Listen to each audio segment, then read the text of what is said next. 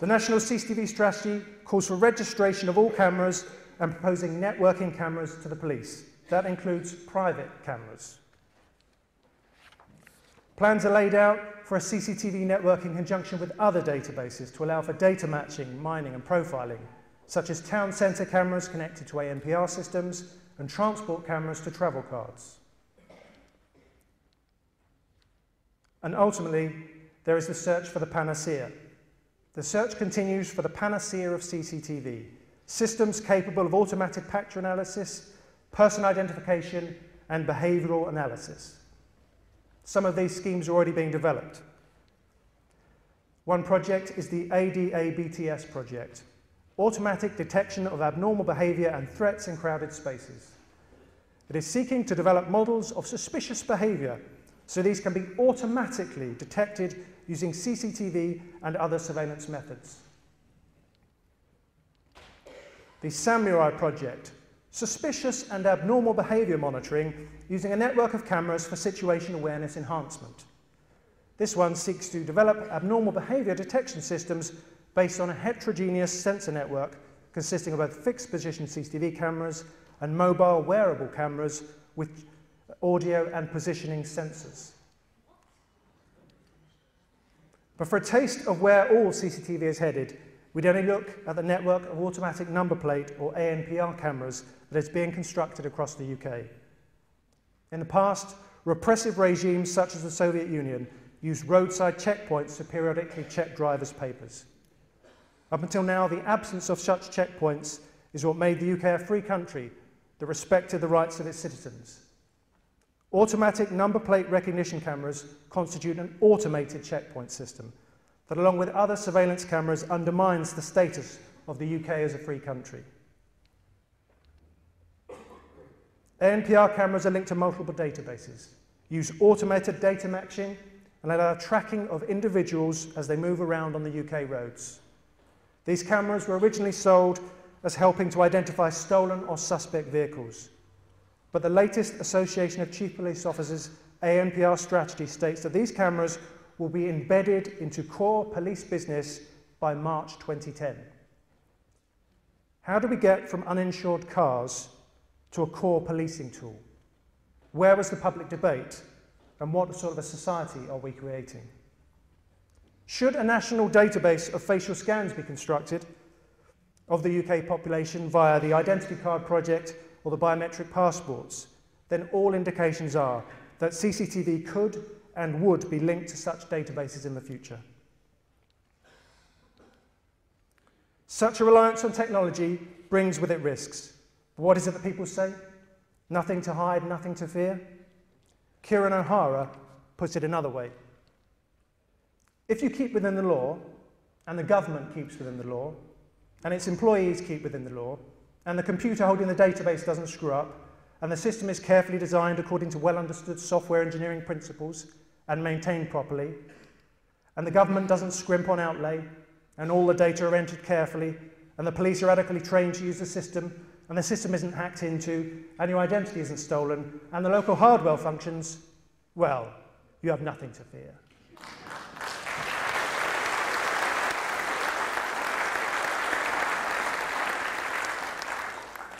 But there's nothing we can do about it, right? Wrong. We, the people, need to stop the surveillance state.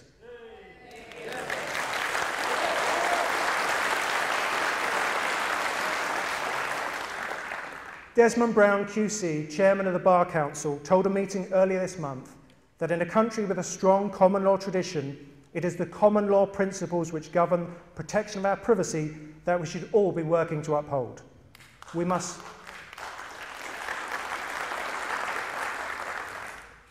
not rely on politicians to bring in more legislation to fix it. Regulation is not the solution. We need to demand that politicians stop wasting our money on a technology that trades our liberty for security and loses both.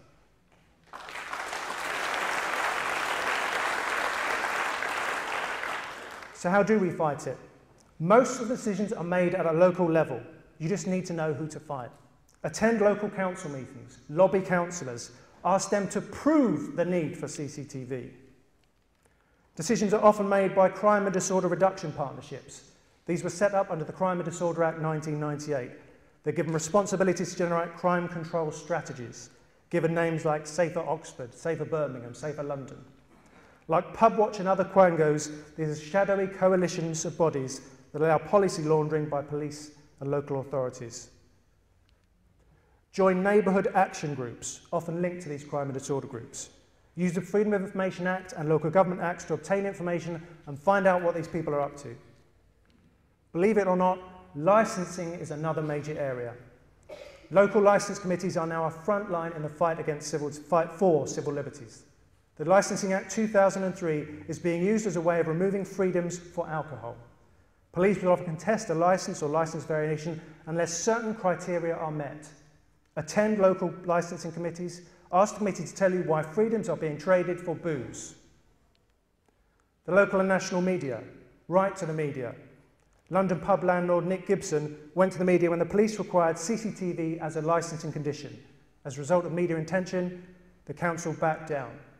But be careful with the media, because much of them love CCTV as a good copy and good images for them. Then there's the police.